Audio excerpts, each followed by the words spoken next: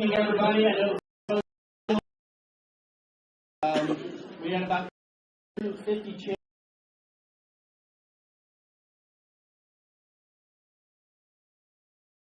We're in here. Right here on the board. Good evening. I'm Kyle Jordan. Be facilitating and moderating tonight's event. To do this, partially because of background as a, we'll tell you that. So we're going to try to get to as many as we can. But of course, because West Elements is evaluating Richmond Hill as a potential site for their share information company about how this potential Richmond Hill facility they plan on health and what they intend.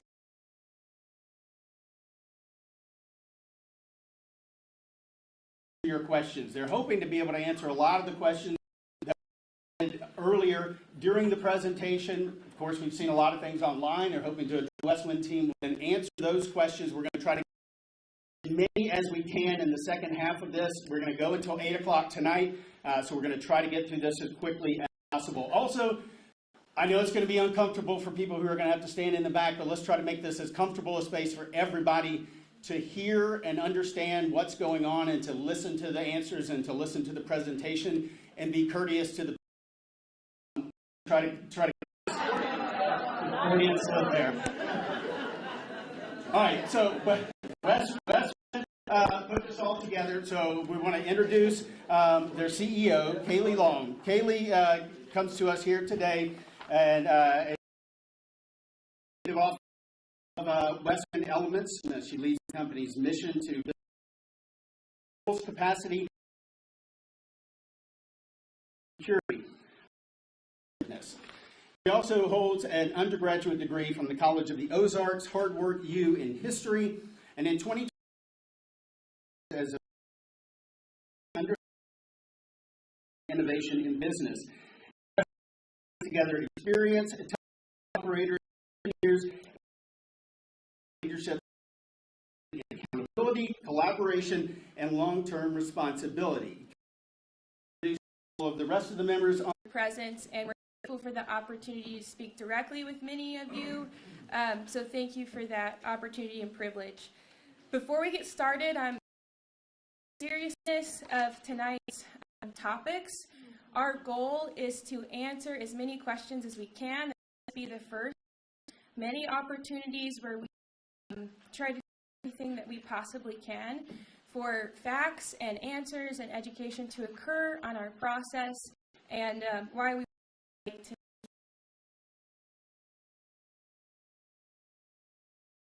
thank you that you are sovereign, that you would be glorified tonight, Father, that at the end of the day, agreement.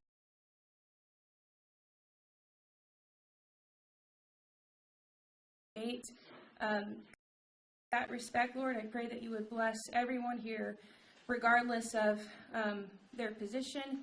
I pray that you would just bring peace to this room. This mic, so you know who is here tonight.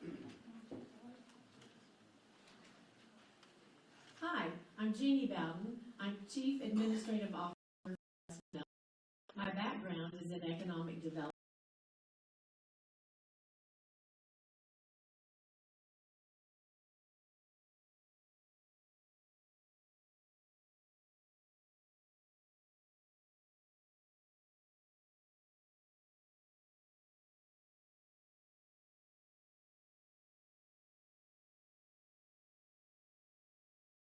Minutes north of here in Garden City. So, yeah, it was easy for me to come out. Thank you. Hi, Taylor Compton, Chief Project Engineer for Westwind Elements. Nice to meet you guys. Hello, I'm Ryan Dieter. I'm the Vice President of Engineering. I got my degree at Georgia Tech in 2009, and I've been in consulting design engineering since then. And I'm a chemical engineer by trade. I studied at the University of Waterloo. I live in Sudbury, Ontario, Canada. Very cold place. I spent my entire career working at Inco, which is now Valet.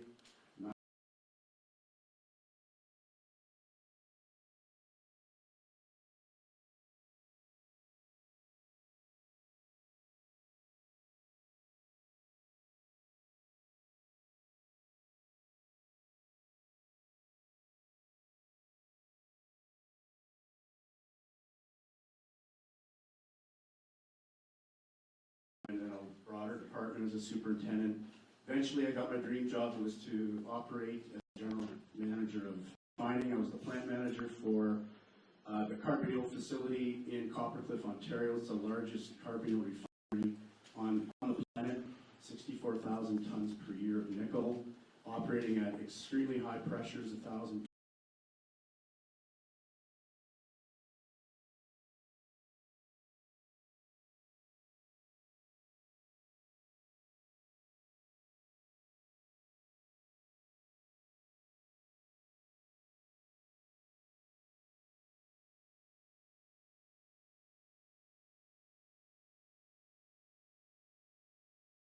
And I couldn't say no. It was just such an amazing.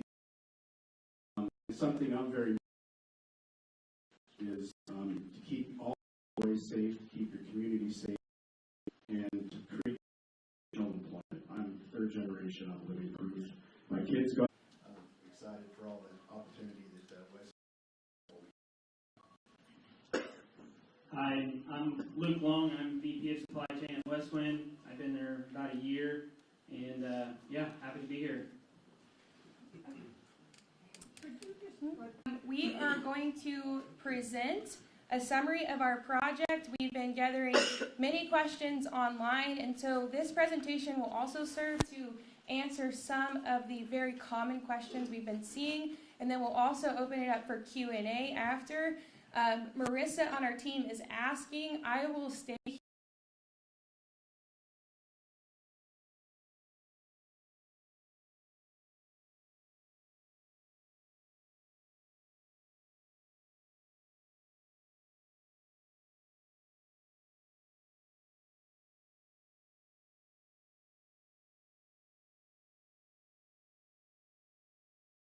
Do that here in Richmond Hill. It's in steel, super alloys, so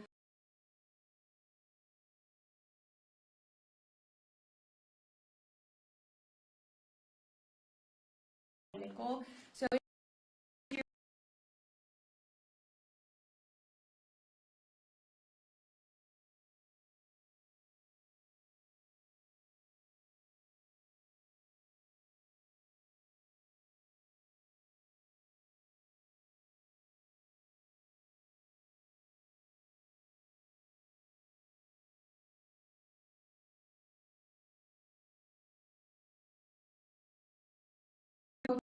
we can demonstrate that and be held accountable to do so. Before I get into details of this presentation, I just want to set the record straight on a few items and hopefully highlight what I think are the most relevant facts about our business. First is highly regulated jurisdictions in the United Kingdom and Canada that house very similar, the same type of technology, the same type of process that we use. And the UK refinery is actually from Richmond, 1.8 miles from the nearest residential home. The second key thing that we would really like everybody to and to go research is that today on February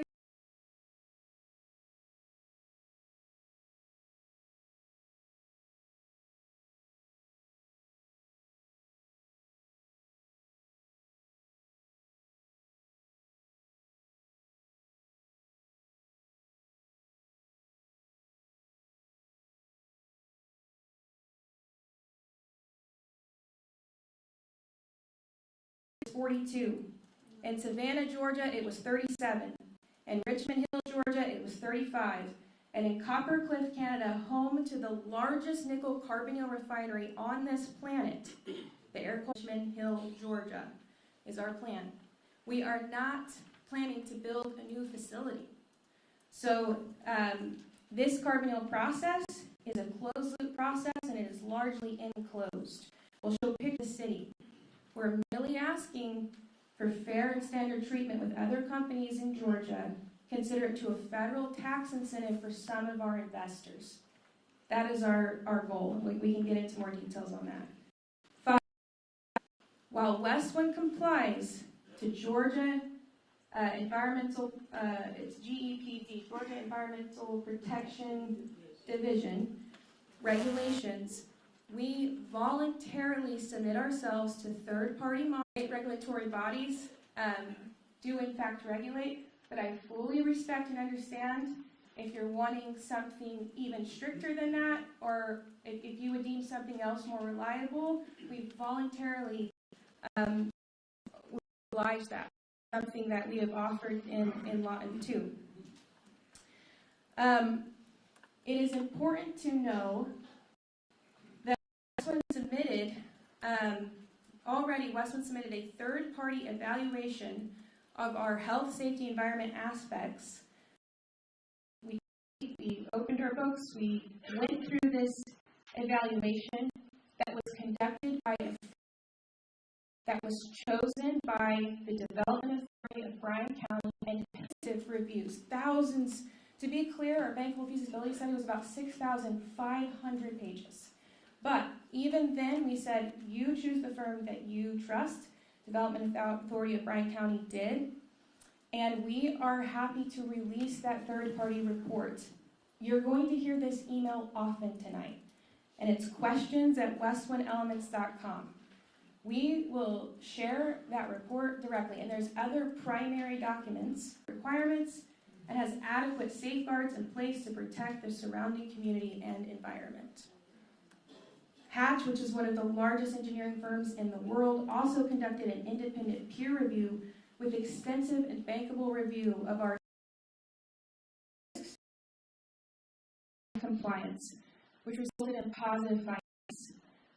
Since it was an independent review, we don't have exclusive rights to distribute that report. However, if you email questions@westwindelements.com and you want to see this factual IPR, this bank IPR, if you're willing to sign on to the non-disclosure,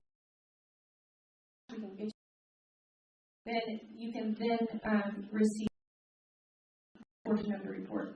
Or 15 or 20 people want to get together, we will host a roundtable and we can get into the details. We also understand that certain people in the community have different interests in evaluation of our company. So in this case, we could offer potentially more bespoke sit-downs, and we're happy to do that. And if you want to do that and you have a group, please email questions@westwindelements.com, and we will try to host you for coffee and breakfast or whatever it may be. Details. 6, we are an American company.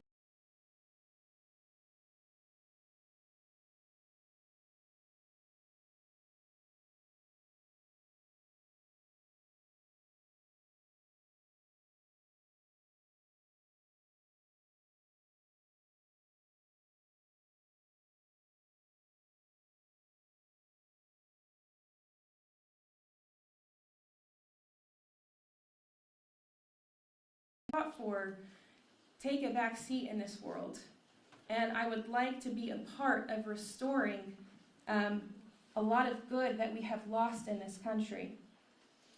So if that of you, for those of you who do, join us in that mission. 7,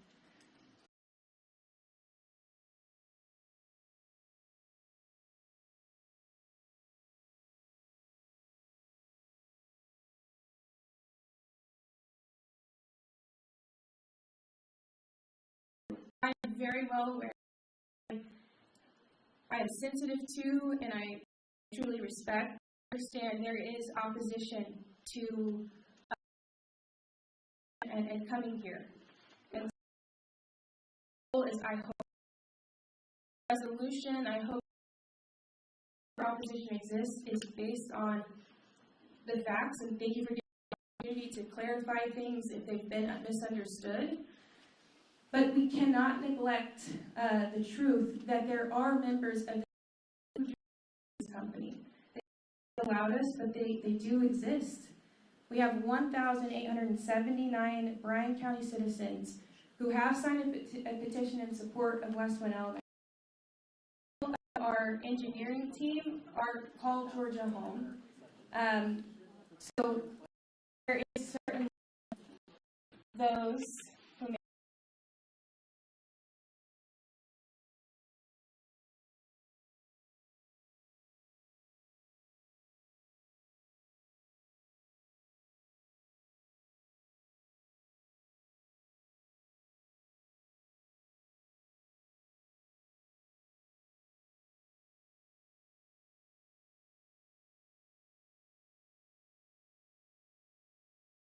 solid or liquid waste streams.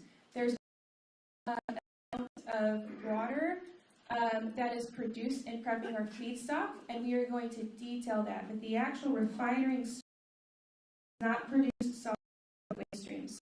There's no noise pollution, there's no odor pollution, and our emissions are primarily limited to CO2 and NOx and SOx.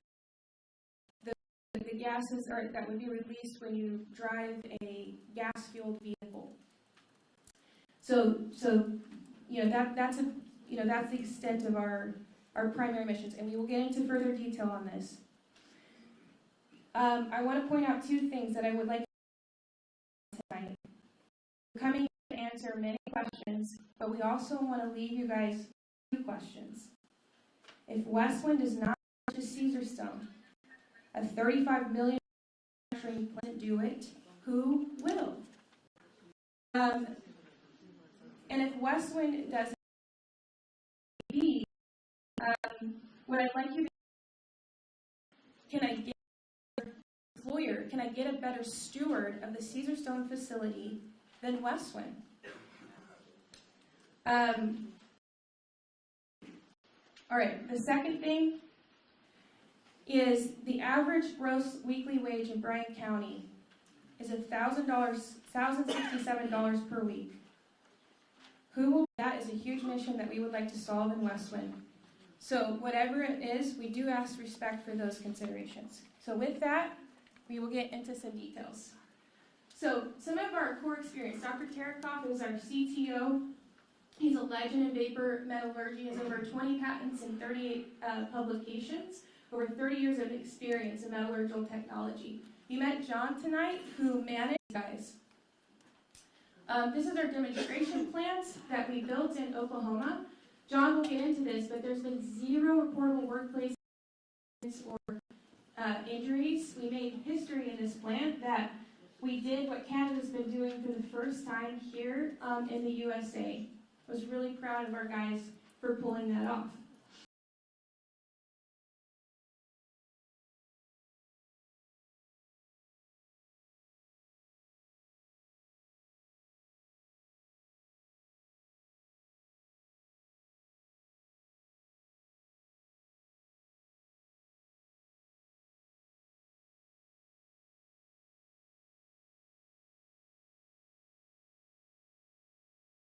Released three executive orders trying to solve this processing issue, and I think 1 MOU. It's also used in batteries. As electrification progresses in this country, though I doubt it will be a takeover anytime soon, but certainly lithium-ion batteries, often used in electric vehicles, have high nickel and need class 1 nickel. Again, alloys and super alloys, like specialty advanced materials.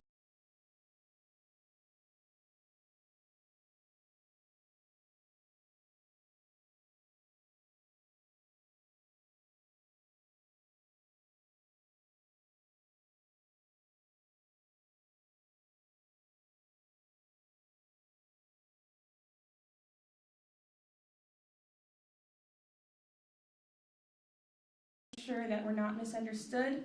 If you email this email and you want to see the report from the firm that the Development Authority chose and paid for, we will email you that report. You will see the action. We cannot release our temperatures and pressures and our IP. That would be an unreasonable ask for us. We will send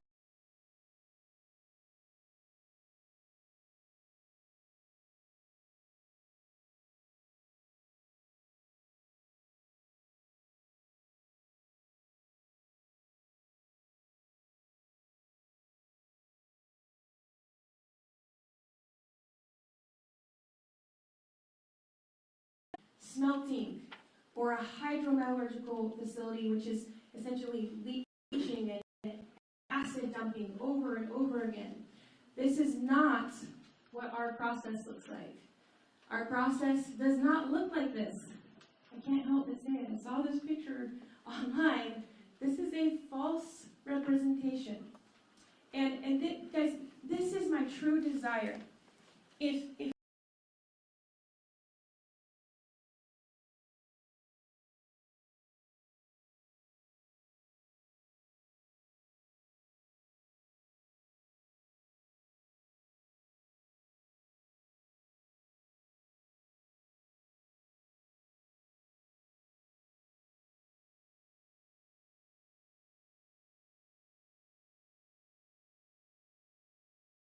based on truth. And so I ask for attention to facts. And in fact, yeah, it's a free country. We'll do our best to serve well, but I understand perhaps you still won't agree, but we should.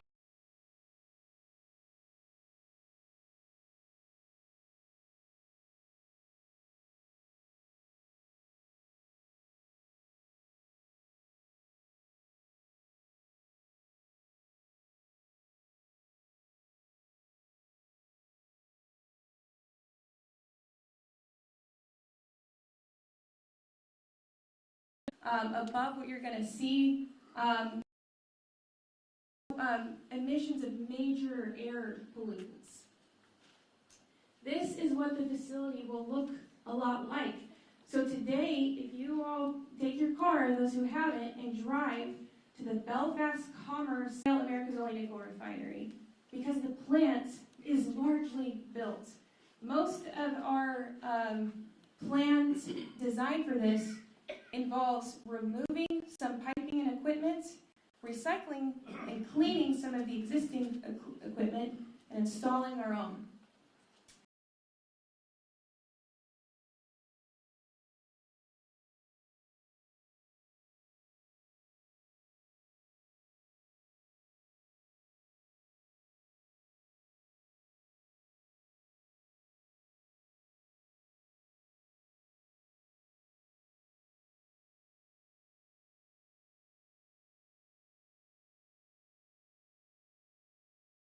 To cover. So our goal here is that this will not be an eyesore, that it will look almost the same. There will be changes. You can see those detailed in the 3D model, but they are a minimal impact to the existing footprint of this facility.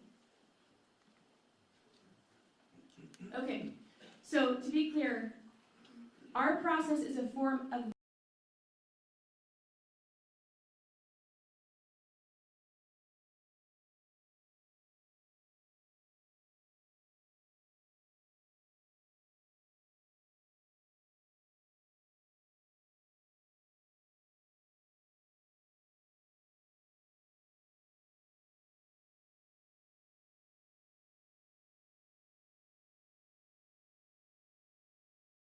first commercially sized nickel carbonyl refinery was built in 1902 in Clydach Wells in the UK, and that plant still operates today half a mile from a primary school.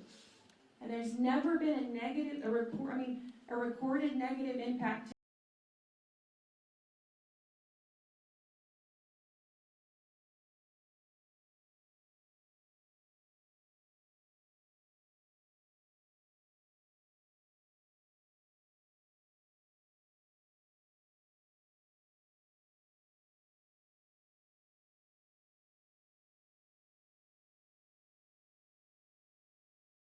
Of safety for our community, and we don't intend to get lazy or apathetic.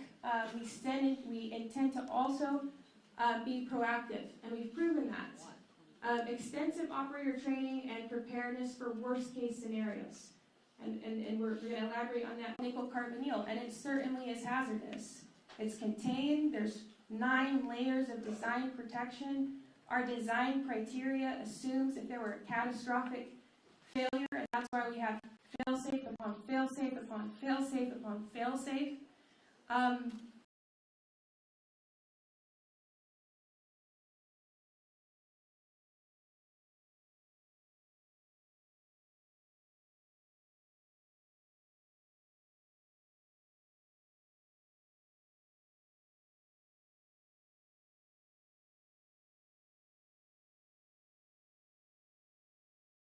Our emergencies, staff on a preparedness program, regular joint drills, and certainly ongoing community and outreach.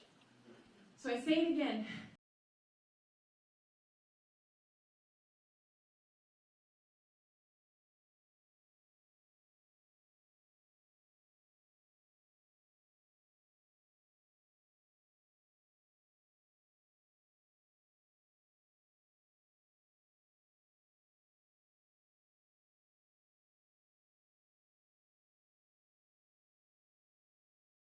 That we have designed in Richmond Hill.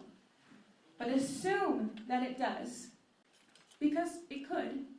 Assume it does. Assume, just the worst case thing happened. And then assume that all contingencies failed. So we've designed, it's 9, right? Non-nickel carbonyl molecule, when it is exposed to the air in atmospheric pressure and standard temperature, decomposes in about 90 seconds. So that would be the extent. And we're doing extensive modeling. A bomb goes off, or oxide, which is a solid material, and CO2, which is not his favorite thing, but it certainly is not, and diluting air could cause harm to a community.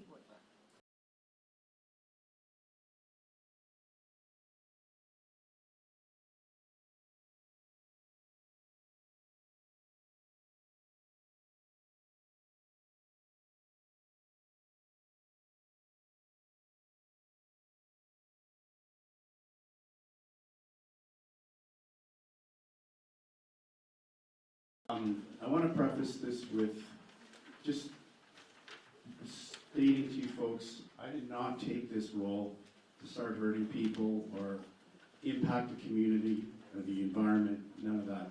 I took this on because I believe in this process.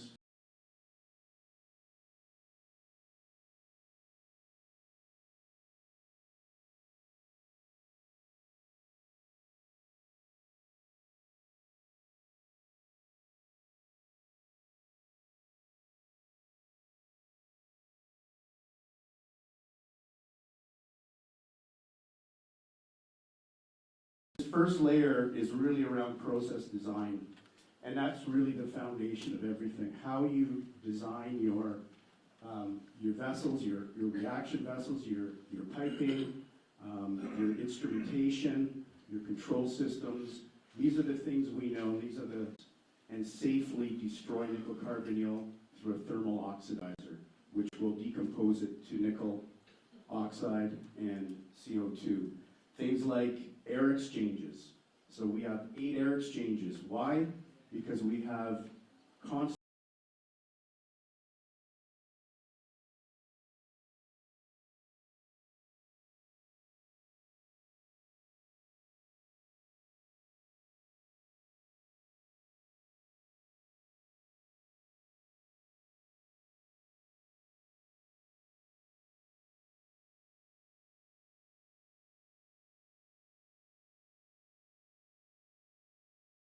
It will detect it rapidly with the air exchanges. Operators will safely contain the leak under breathing air and employ all those protocols that are well understood and are being trained on by my Canadian colleagues. The other interesting thing is the entire plant is under negative pressure.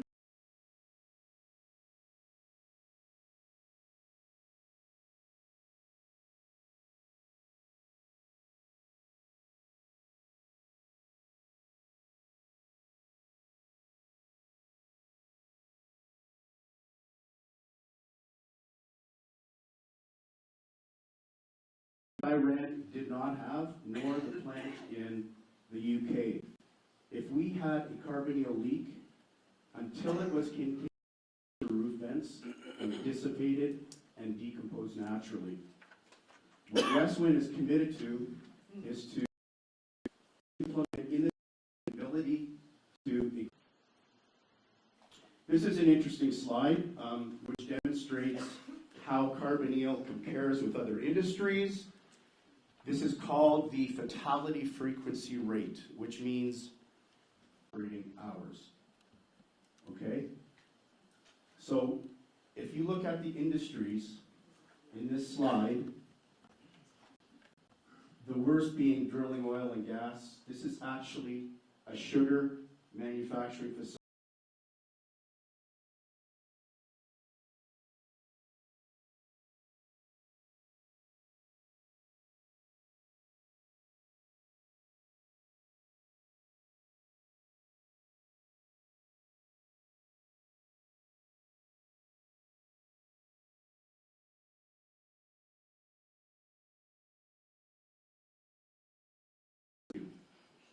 So talk about this blue bar here. Sadly, there was one fatality. It happened at the plant I worked at. I can tell you that this fatality did not result from some kind of process malfunction, some kind of major process failure, failure of a safety system. It was none of that. What was it? The fatality occurred because of an oversight. And we never had the proper protocol to recognize that. And that protocol was implemented immediately after that fatality. I was on the task force. And that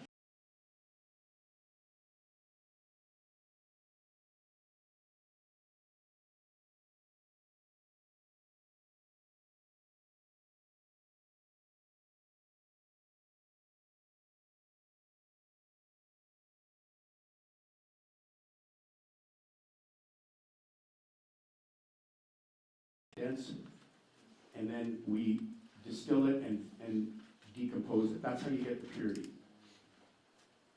The individual, backing up one more step, if you're exposed to nickel carbonyl, what are your symptoms?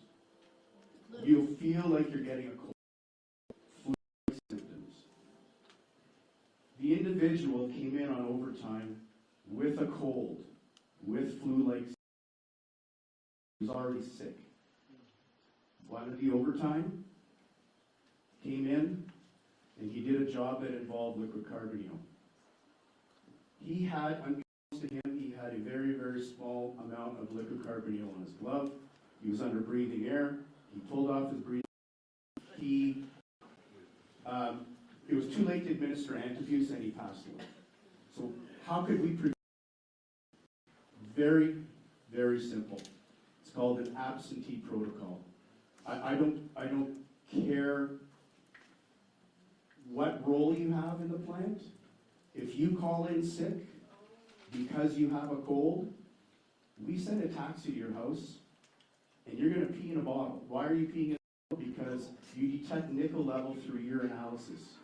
It's atomic absorption of your urine measured in micrograms per liter, or ppbs.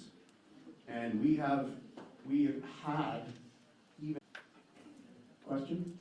Yes, you mentioned that initial exposure, the fact that there are delayed symptoms 1 to 5 days later that can rapidly cause death due to respiratory. Yeah. So that's part of that's part of the protocol. There's an exposure protocol, yes. And then that's based on the extent of the exposure. That will trigger a treatment protocol. So all that is well understood. We fact that we have not had any. This is our injury frequency at our demonstration plant. We have not had any fatalities. Just to set the record straight, it's zeros. We have not had any lost time injuries. The number is 0. We have not had any recordable injuries. The number is 0. We haven't had any treatment injuries, lost times, or accommodated work injuries. And that is a fact. And it doesn't happen by accident. It happens because we put safety first. The 14 employees, is that? We have to hold for questions. We're gonna get to questions at the end. Let's let them keep with.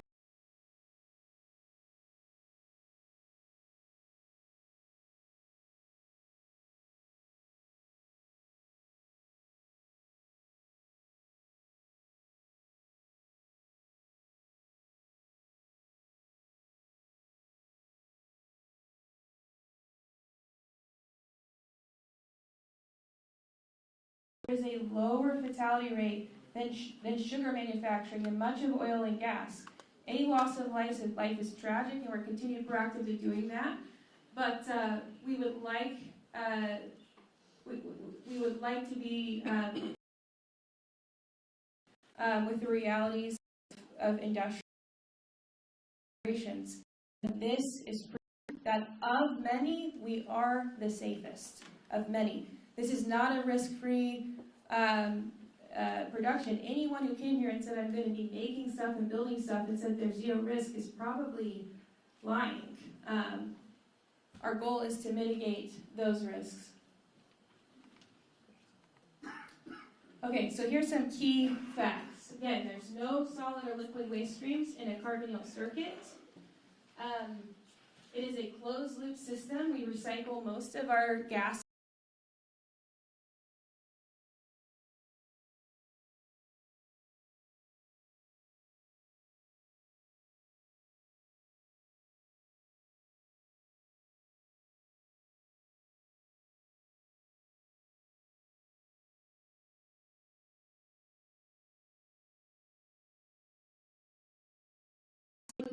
Within the facility, so it's enclosed. So I've noticed a lot of pictures. I highly recommend that we all consider this project for what it actually looks like and not falsified, images that do not accurately reflect what our footprint is. CO and nickel carbonyl are only used in sealed, enclosed environments. And then our feedstock and products that we intend, our feedstock and the products that we produce are classified in the Department of Transportation Class 9 Packing Group 3, which is the low risk classification, not a high risk. What does that mean? Can you please, I really want to answer questions, but we have to keep structure. We won't get to all of them. Signing up to report on air, water, and soil baseline testing, and then if you don't trust us, whoever you trust, come monitor it. Like, we welcome it. We do not have anything to hide as it applies to our ESG footprint and our emissions.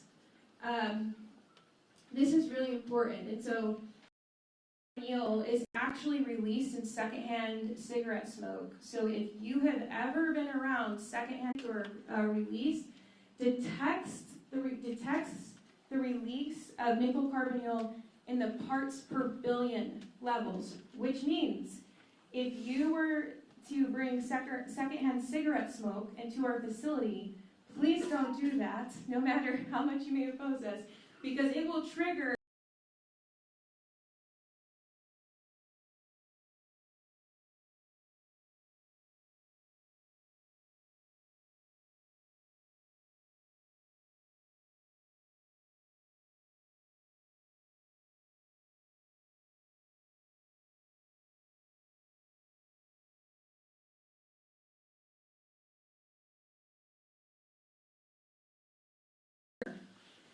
in the town with the largest nickel carbonyl than it was here in Richmond Hill.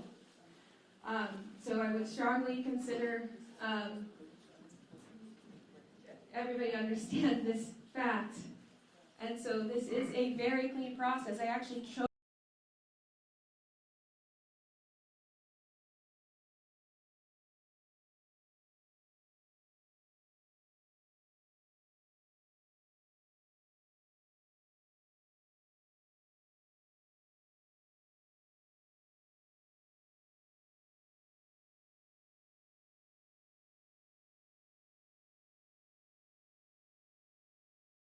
here.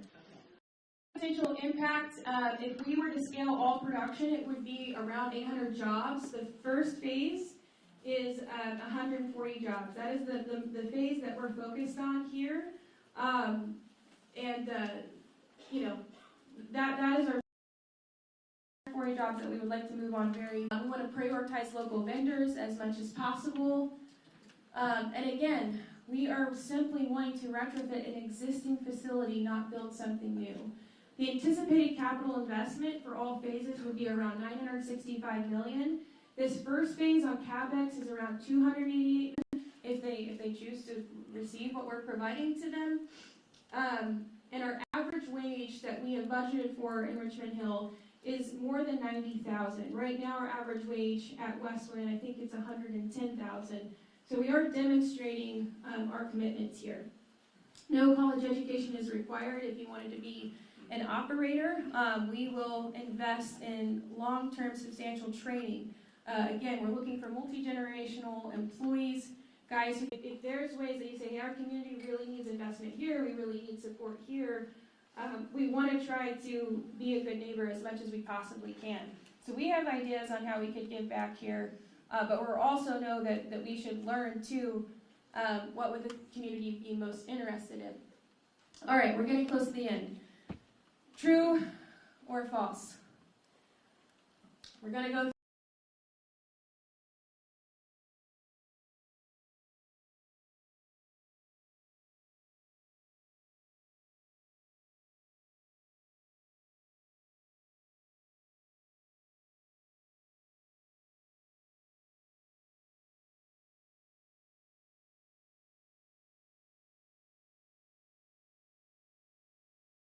related to prior contractual and employment relationships.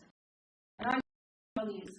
But ultimately, I highly recommend, if you have interest in this, or you make sure that you are hearing the most factual statement, you can read these public civil cases.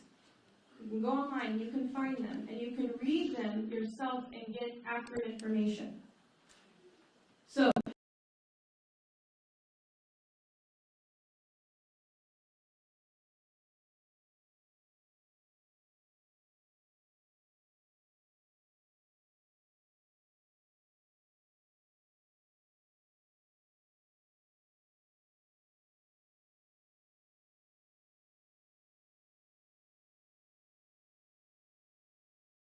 feasibility study. They took the money and we never got any engineering. And so we sued them. We just wanted our money back. They countersued us, said a lot of really nasty things, and their countersuit was dismissed in court. Because it was a baseless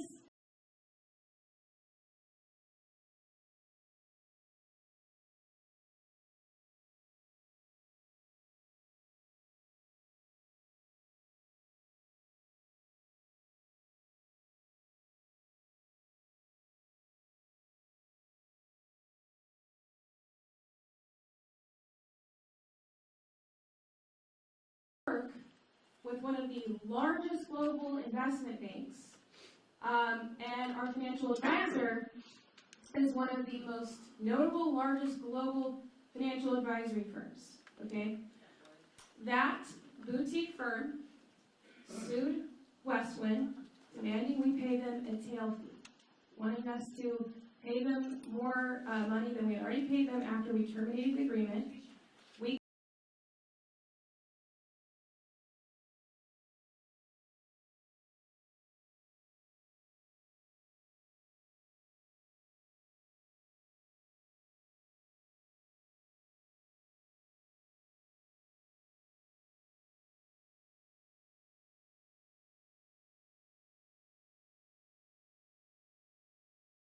Read the lawsuit. We fired this attorney or this person for cause, and sued us for wrongful termination and want us to pay them a lot of money. You can go read about it. So that's a lawsuit. Westwind is actually in very good standing with the United States government. We are officially deemed critical infrastructure. If you email questions@westwindelements.com, we can provide the documentation on this. We have 2 LOIs, one from the United States Export-Import Bank and one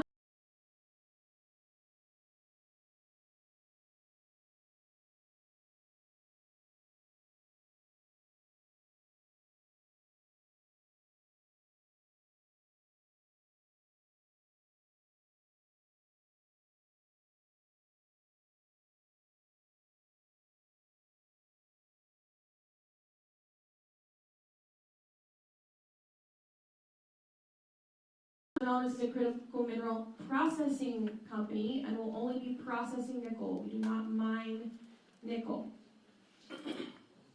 False. Quote, Westwind produces a synthetic product that is harmful to the environment. That is a totally false statement.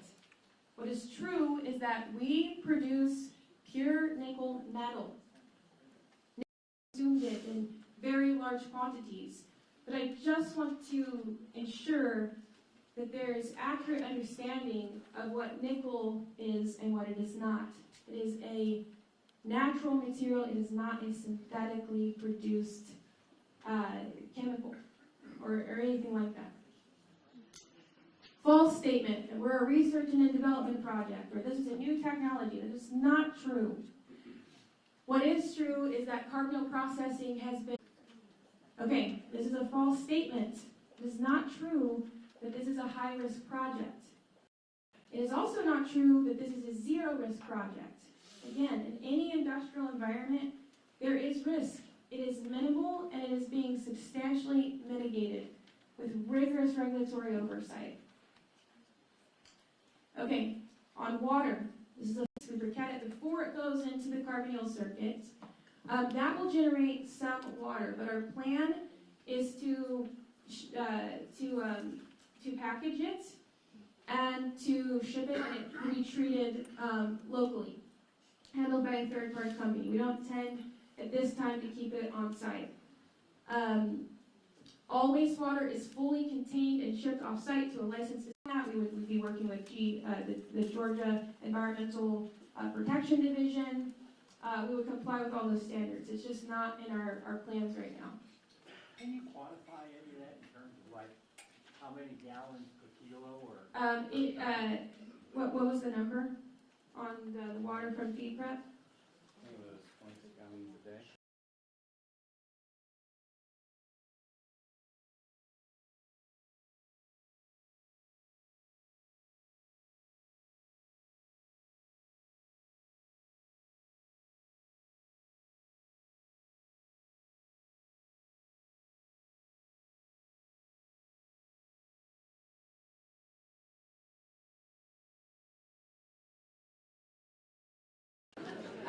I guess because this is a sensitive question, somebody look at how many trucks that is a day of water. You want to go work with Alexi, and let's come back. Would you guys like to know how many trucks of water that would be a day? Yes. Okay. Luke, can you go figure out?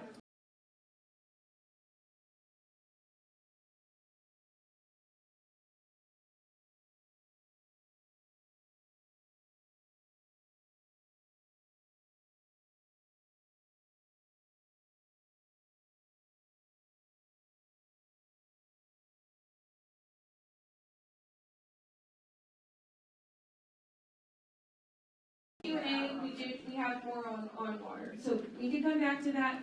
I'm hearing 5 trucks a day for 23,000 gallons, but I want to get it from, we have a subject matter expert in logistics, so I need him to sign off on it. So, okay, well, let me hustle. It's heavily sealed and contained. This is not what we do. I'm going to leave you guys with this again, as I said earlier. We want to keep asking your questions. We'll keep doing the work, but we also ask 2 reciprocal questions that the community must answer. Whether Westwind stays or Westwind doesn't stay, if the community cares about a neglected and vacant site that requires remediation and cleaning. There is substantial silica contamination that must be cleaned, and there are elevated levels of arsenic in the groundwater today in that facility that must be monitored and potentially cured. But they certainly should be monitored. So if we leave today, we don't want to. We want to be here. We want to take this responsibility. We want to clean it. Be honest and transparent with this community. I'm proving that right now. Okay? If we don't responsibly dispose of, will it ever be remediated? Will it continue to lay vacant? And here's this. who will be a better employer and steward than Westwind when this site will potentially fall to a foreign company that will not voluntarily submit itself to continuous monitoring, community benefit, and cultural alignment.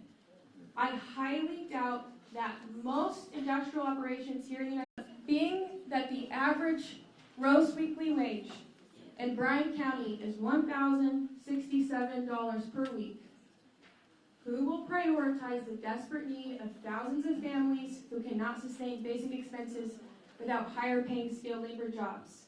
If you want to know why there are people who support this, is because there are people who are struggling financially. Based on the USDA food plan, a moderate grocery bill for a family of 5 is about $1,258 a month. And that's okay?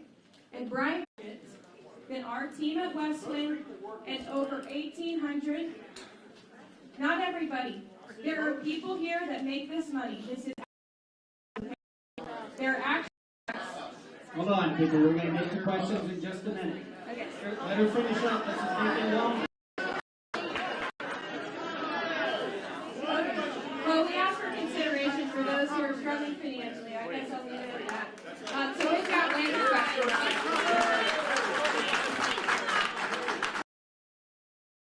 Or you can hand the microphone off to anyone you'd like to. But why, first of all, how was Westwind drawn to this property specifically? What kind of communication was there from the local community, from our state and local officials that brought Westwind to Richmond Hill?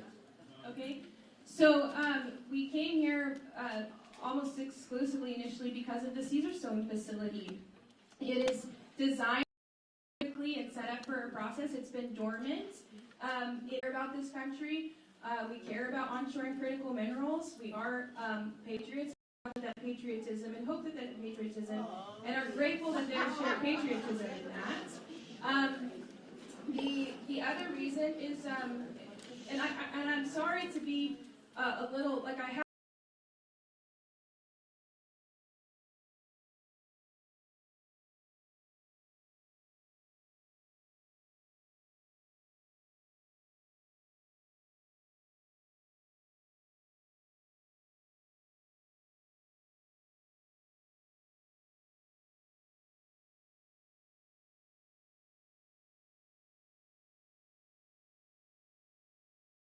We received an initial incentive offer from the Development Authority of Bryan County.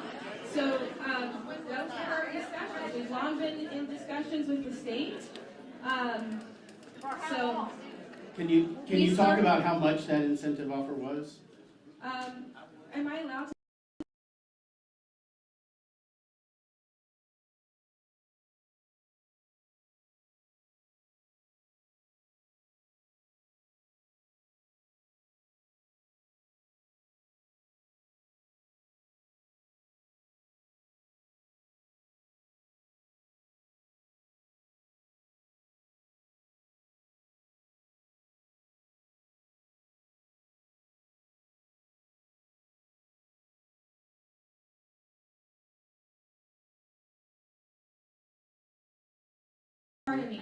So please, the record, in Bryan County, June of 2025, and in the state of Georgia in 2023.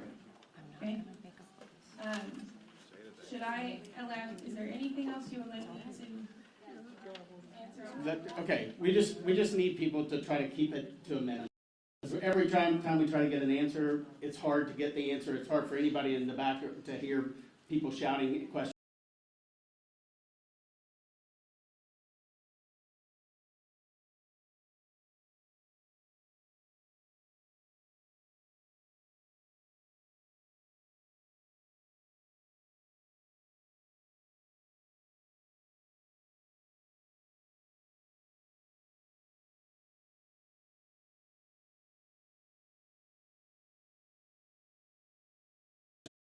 Building. Why a location that is so close to where people are building new homes, where development is happening, and we've got not just the high school, we've got a middle school and an elementary school that are right there as well. Because the location already, and so the like.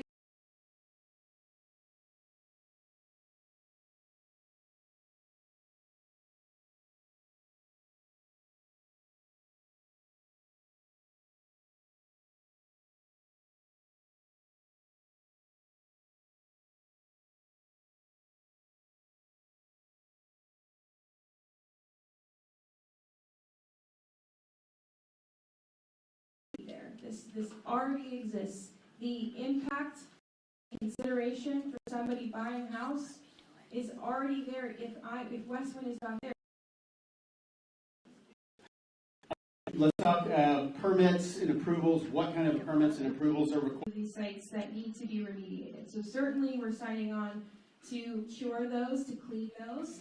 And beyond that, I mean, as you can see from the third-party report that was produced and paid for by the development authority here, we will volunteer ourselves to continuous third-party legitimate burn, but we welcome that.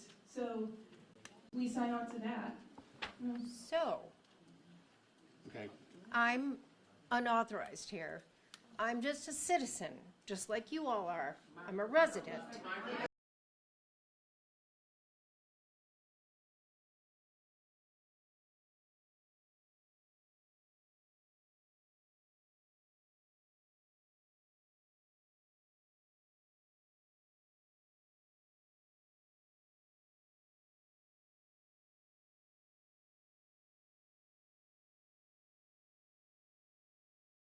If we all have a little bit of more of respect and consideration and listen, I don't know if we're against it or for it.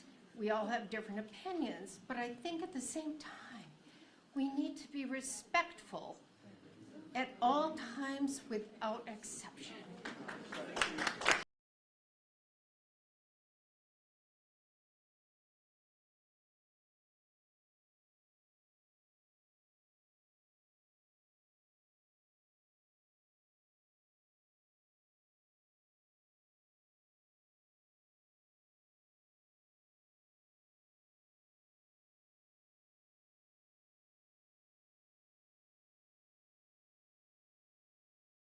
These metals exist together. So nickel and cobalt and manganese are often co-located within ores, and so our feedstock does have some cobalt and manganese units in it. We've already, secured an initial agreement. We intend to sell our byproducts for about 70% of our Class 1 nickel for 7 years, and we're soon to potentially expand that to our largest customer for 22 years, and so I think we have enough nickel to sell before we would try to finish cobalt, but 15 years, I mean, maybe we would look into it, but I don't. Point, and how long would it take before this is built or built out and operational? I'm gonna have Taylor answer that if you don't mind. Full operation August 2028, but mechanically complete in Q4 27. Will sulfuric acid or other hazardous chemicals, how will you handle them?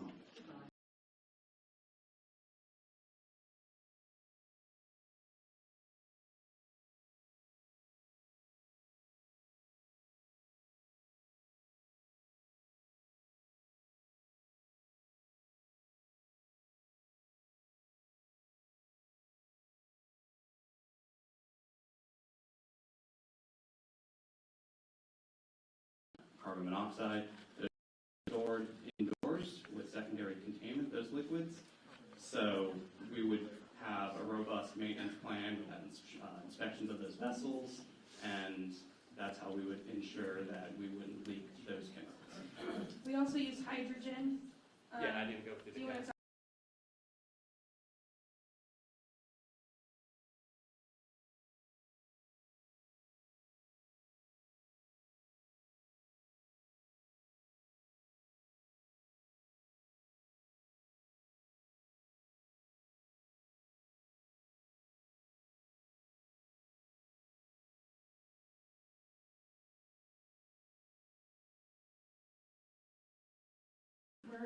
we'll share that with you if you email questions@westwindelements.com. You mentioned the trucking, so I'll go to that question. It said, how many semis and trucks do you project coming in and out daily, along with raw materials that would be going? With local vendors, not necessarily right here in Richmond Hill, but in the surrounding area, companies that are willing to take that water and treat it. On the feedstock, we're looking at around 75 to 100 trucks a week coming in from the port. Is that a 5-day work week when you say 75 trucks a week? No. Is it continuous? On that. So on the trucking, the plant runs continuously, but on the trucking,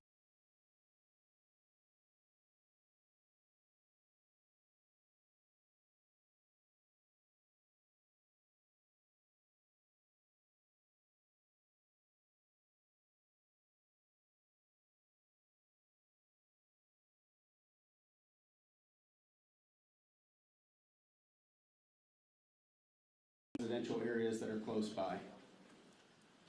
I mean, yeah, we substantial carbonyl detectors all throughout our plant. Like, many of them wear them on their uniforms, and then multiple detection systems within the facility.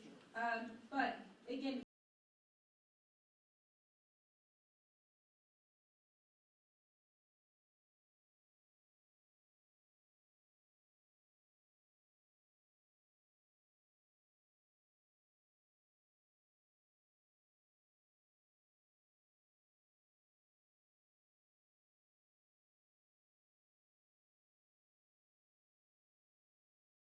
certainly do that. How will the Yeah, we also detect carbonyl. We have carbonyl detection outside the plant as well on our perimeter. So that will, advise us if there's any carbonyl that's toxic gases from affecting nearby neighborhoods, schools, and homes? And again, how large is that monitoring radius that we would be talking about? Yeah. Can Ryan answer that?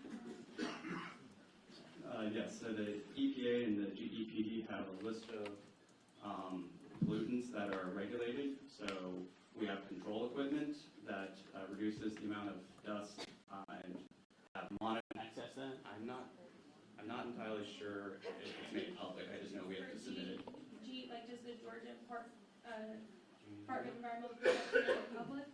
Yes, I think that it could be public insurance. Okay.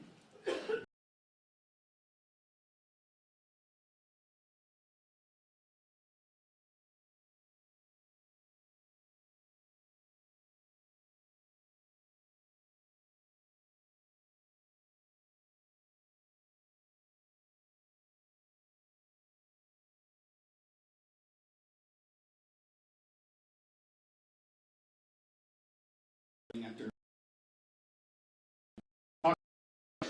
the building, but what would happen when we talk about worst case scenarios? We have a Category 4 hurricane come in and does damage to our community, but now everybody's looking at a facility that we're worried about.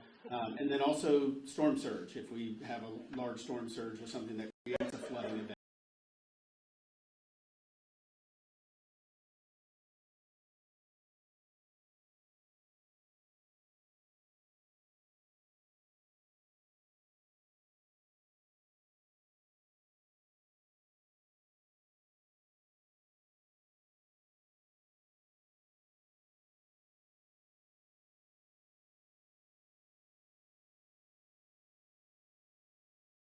on flood surge estimates. We will, if needed, truck stored MHP off-site inland to a safe location. MHP is mixed hydroxide. It's saturated.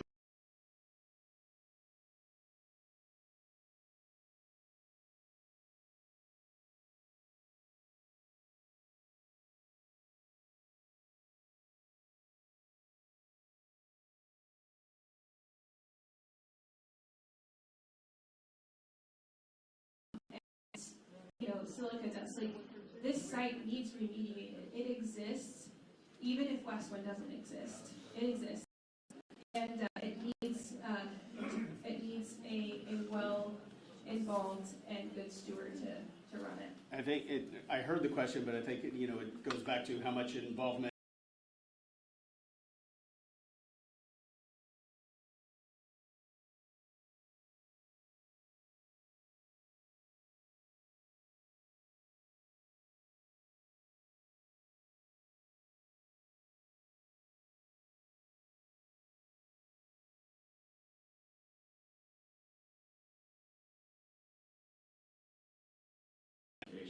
for the civil engineering, ASC. So we would design to the Savannah area for category hurricane or earthquakes.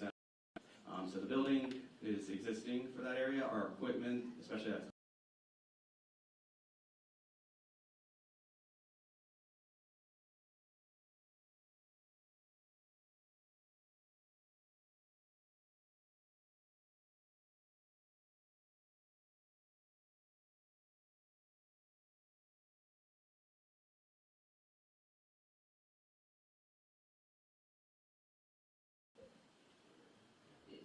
Do we have issues with fire presence? I don't know if that's referred to.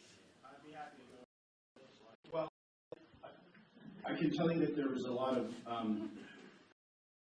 I did a few presentations, education sessions to the Lawton First Responders Day Water. It is, actually water is a good way to contain liquid carbonyl because it's like the oil and water thing, where oil would float on top of the water. It's the opposite. The specific gravity of water is 1. Specific gravity of liquid carbonyl is 1.3, so it'll sink in water. In your discussion, you described how the air as a decomposer of the biblical escape, also to collect that air and also burn it, right, as decomposition. Yeah, Repeat what he said, just so we make sure everyone heard it. I think he was asking burning the exhaust air in the plant. Right.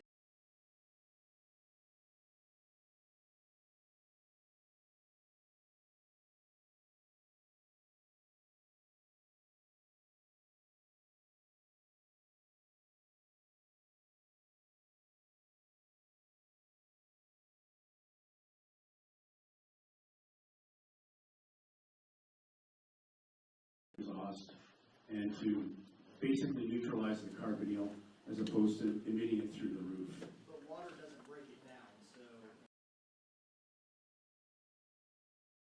It sinks. if water leaves salt and water. What all of our liquid service equipment is over top of a water-filled bund, like a containment area, and in the event of any kind of leak, it'll be safely contained in the water, and then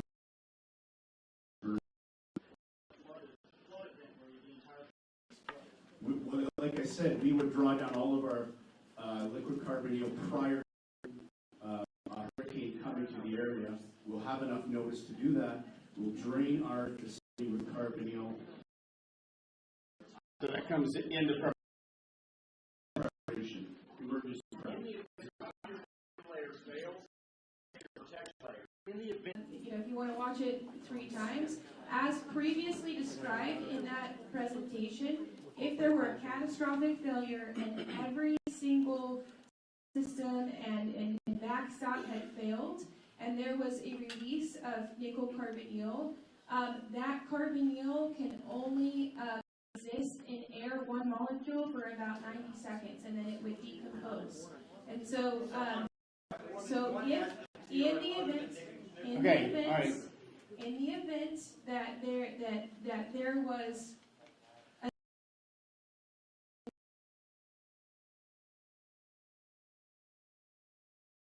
be traceable within, then we would have anti-abuse stopped.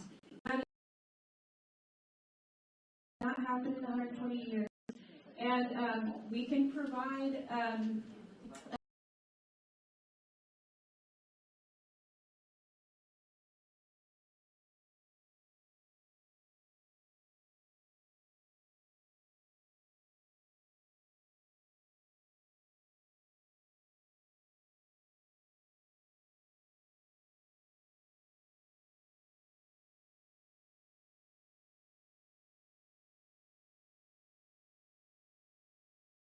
nitrogen and hydrogen. I mean, your natural gas lines, it would be an extraordinarily unfortunate thing. The community, but that exposure would be far expanded beyond just Westwind's profile. David had a question. He submitted several. This goes to hazmat capabilities. His question is more for Bryan County, but he asked, does Bryan County Fire and Emergency services possess the level A encapsulated suits and specific chemical neutralizing agents that would be required for nickel carbonyl release. I'm not going to ask you to speak to what they have and what they are doing, but what are you doing as far as to our fire and emergency services to be prepared and making sure that they have the necessary equipment? Where I came from, a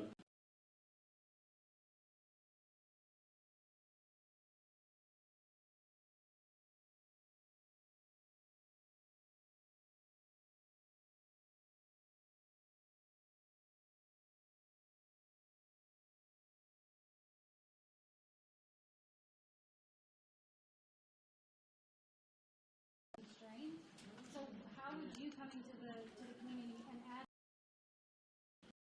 you plan to assist with that? The question is how will they assess I think we do, and the agency, but I think it would be beneficial to do a dual town hall or roundtable with them present.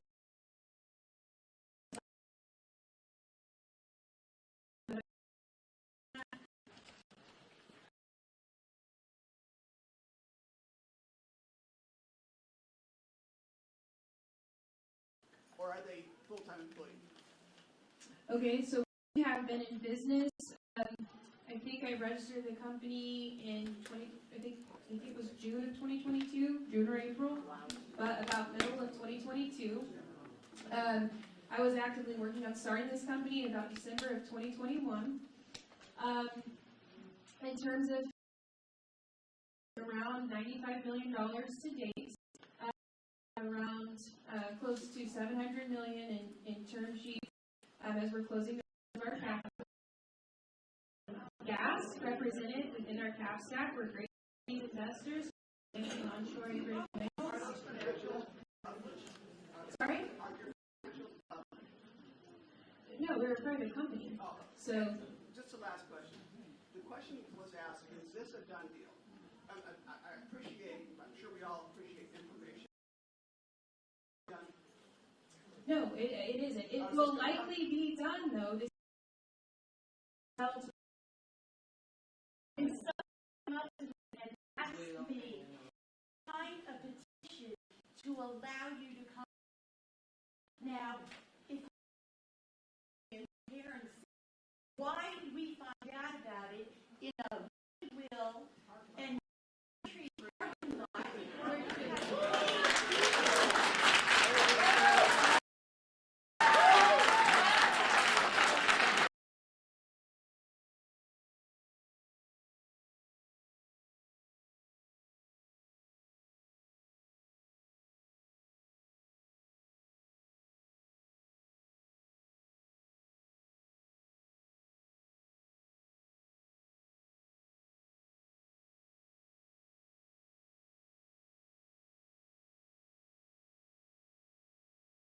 Exactly why this is not baked into the housing prices, right? That piece of land existed, but you did not here. So this is not baked in, not yet. You wait and see 2028 what happens to your home values in Heartwood. You wait and see. Okay. Okay, hey, let her answer the first question, okay? So. Hold on. I'm trying She's trying to answer make sure that I can cover every question.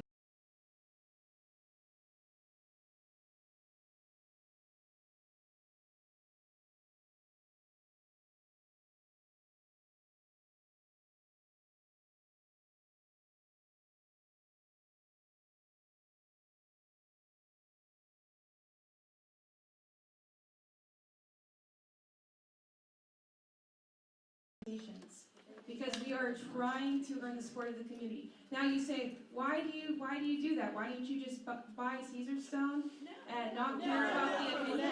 My point was, if you wanted transparency, if you wanted our feedback, if you wanted our support, why didn't you come and give us this presentation? We did come to here. We gave two presentations, ma'am. We came here. We have given More than once, we have given this type of presentation.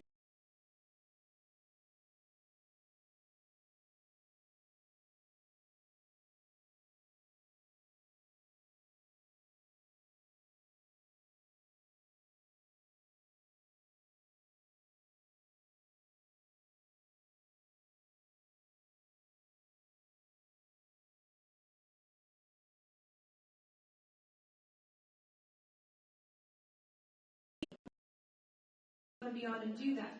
And I know, Pete, we are not offering this company. We are trying to reduce that is not what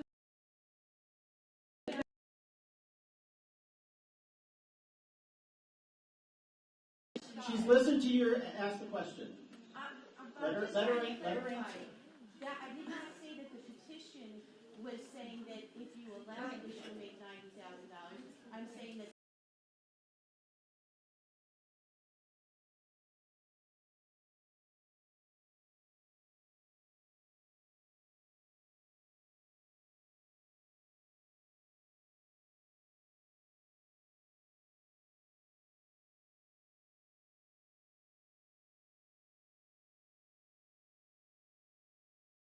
Sign that petition could not answer any of my questions. When did the development authority approach them? So we approached the Development Authority of Bryan County. Can you make sure that this is 100% accurate? It is June of 2025. Marissa, we looked this up the other day. April, sorry, and I'm sorry, forgive me. So please allow me to correct the record. It was April of 2025.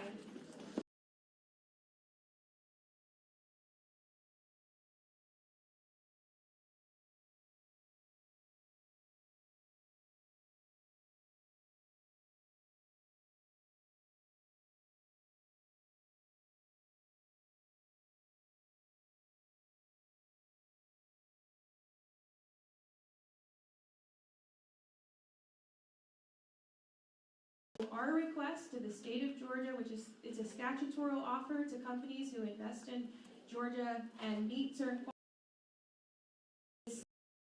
cap allocation that eventually allows the investor directly to receive a tax benefit. That is something that we have been asking the county for, and therefore the state. But would we advance? We would like to.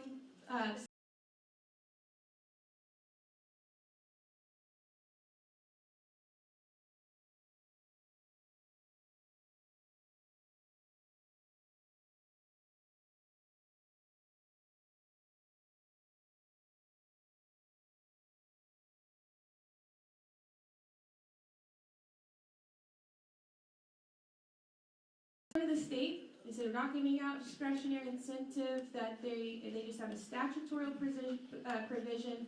It's $125,000 in volume cap per job, and so at this time we've somewhat reduced our ask, and we would be happy to do this. And we're all going to discuss here from this community and hire locals here. So that's our goal. And if you think if anybody says ways that there's where we could be more informative or education, then please let us know. Email us and say, hey, don't come, that way is. We're almost out of time. There was a question, or the issue of property values was brought up. Someone did ask that question. Are you aware that if property values drop? We've been waiting. Okay. This says, are you aware that if property values drop, it's going to result in a class action lawsuit? Are you aware of that feeling, or are you?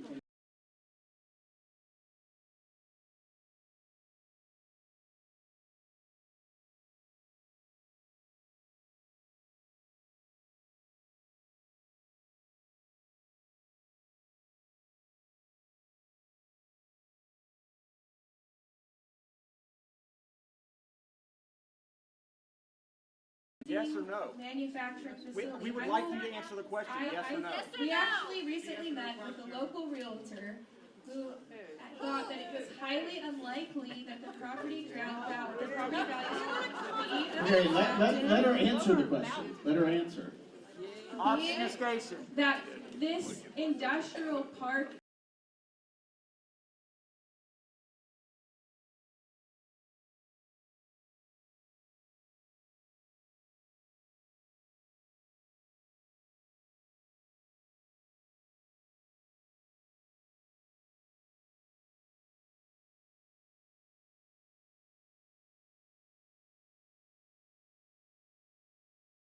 to what they did with Caesar Stones, apart from more people coming in with higher incomes to buy more this property value. It is the nature of supply and demand. And so that's what I would, and we, I'm just the moderator. Okay, listen, we're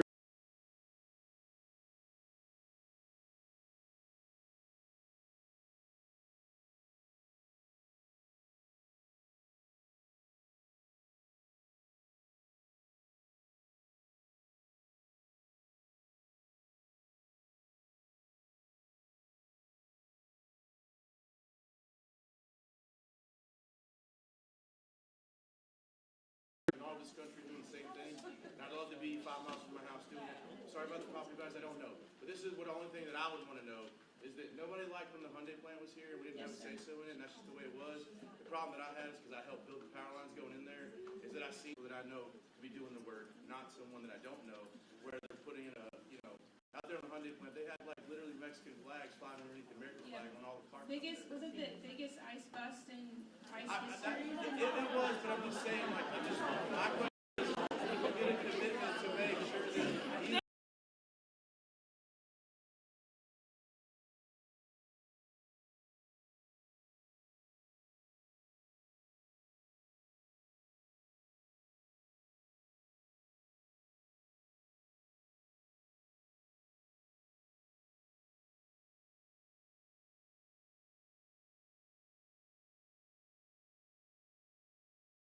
serve this kind of man right here that needs jobs here in the U.S. And so absolutely to hire local, hire American. We've proven that. If you want to come tour, be my guest, and we're going to continue to do that. I'm just saying, yeah, dude.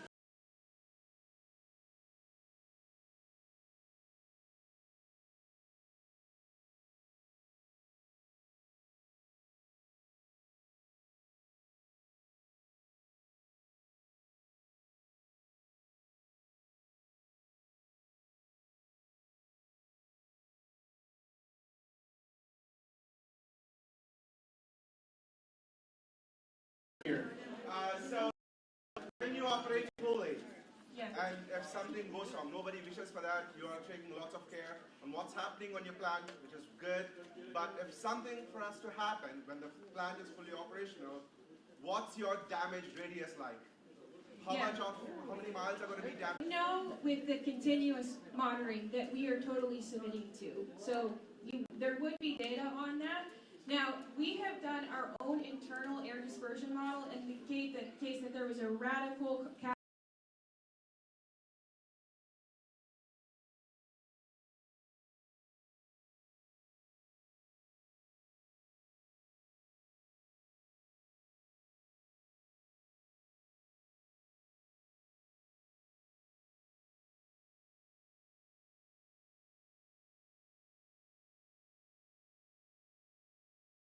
to, like, if carbon monoxide were released in the atmosphere, what does that turn into? I think to start, it's very important to state that the multiple layers of protection that we were talking about, when we say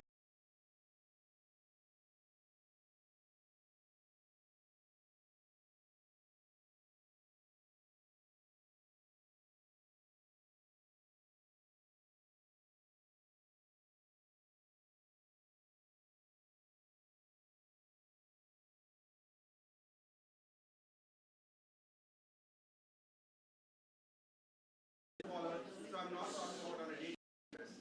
If something happens while in a hurricane or God forbid some other instance happens, and if without your intentions it just got released into the air, we just want to know what. Everybody is ordered to evacuate. in a hurricane, we And will what not is your operate the plan at your plant? Are they going? You gonna make people stay to follow through with all these We safety bring the precautions? plants offline.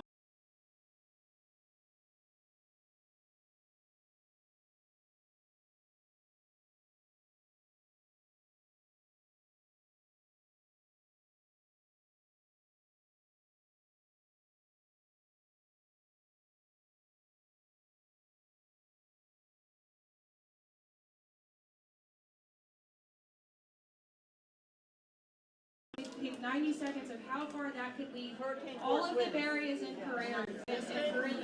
Okay, all right, hey, like she just said, questions at westwindelements.com. You can submit more questions there.